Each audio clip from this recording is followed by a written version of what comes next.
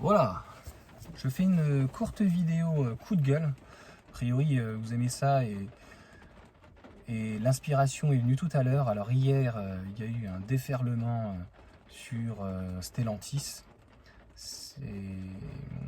Voilà, je sais pas par où commencer en fait, puisque l'inspiration est venue avec Kilowatt, qu'il appelle ses kilowattos. Je trouve ça marrant, donc je le mettrai dans le détail.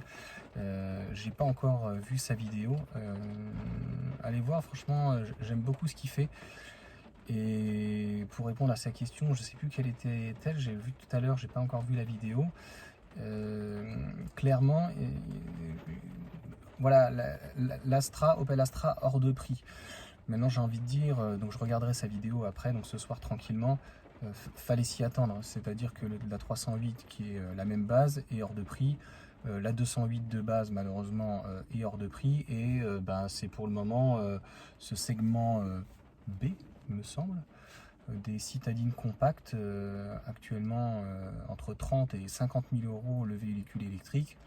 En fait, il faut bien comprendre que Stellantis, tant qu'ils n'auront pas leur châssis électrique avec leurs différentes marques, moi je me demande s'ils ne cherchent pas un assainissement de toutes les marques. Stellantis, de mémoire, là, ça devient un mastodonte. En Europe, il reste Stellantis, on a Volkswagen et grossièrement Renault. Voilà. Le reste, je parle de constructeurs européens et puis qui ont la part belle du gâteau, quoi. C'est eux qui font la totalité, quoi. Donc il y a Citroën qui est clairement sur la sellette. Donc si Matt il me voit, un vendeur chez Citroën depuis pas mal de temps,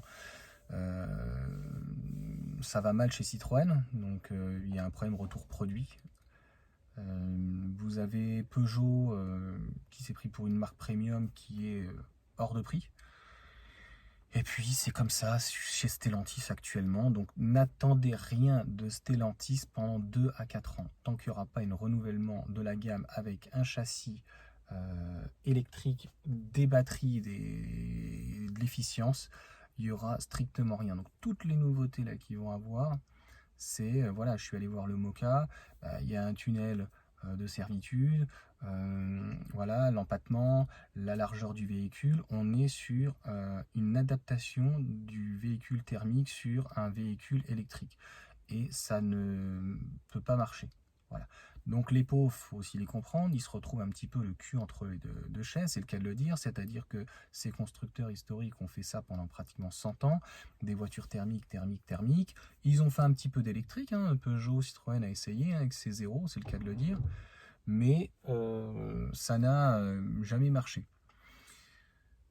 La Zoé un peu mieux, donc là, on leur a dit qu'il fallait quand même embrayer le pas, donc ils vont le faire. Renault est en train de le faire, Volkswagen est en train de le faire. C'est vrai qu'on voit le prix de l'ID3, quand on voit le prix de l'ID4, alors là l'ID5 et puis l'ID7, c'est même pas la peine. Moi je ne sais pas si ça va être raisonnable, je ne pense pas. Les prix vont, mais ça va baisser, voilà. C'est inévitable, ça va être corrigé, ça va baisser. Puis c'est toujours la même chose, je vous apprends rien. Ce qui se vend le plus en France, mis à part actuellement le modèle Y, mais à la base, ce qui se vend le plus, c'est les compacts et les citadines. Ça a toujours été la Clio et 208, 207, 206, 205. Donc la Clio, et puis après les Mégane, 306, 307, 308, la 305 et un peu plus, voilà, les berlines qui en vendaient un petit peu moins. Voilà, donc c'était pas réellement un coup de gueule, mais arrêtez de tirer sur l'ambulance. Toujours qu'il y ait quelqu'un. Ça ne sert strictement à rien. Laissez l'orage passer.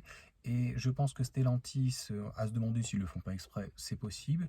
Si ce qui va se passer à Stellantis, c'est déjà passé chez GM, General Motors et Ford, en l'occurrence, une purge de certaines marques. Parce que, voilà, notamment Stellantis. Enfin, Renault, il n'y a pas réellement de purge. Volkswagen, mis à part Seat, qu'ils ont vraiment mis de côté pour Cupra. Clairement, non, Stellantis, ils ont des boulets aux pieds là.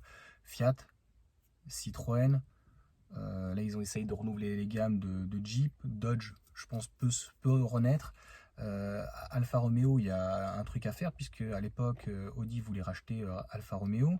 Ferrari là-dessus est dissocié, et puis il y a un truc à faire avec Maserati. Maserati avec donc les Américains, avec Dodge.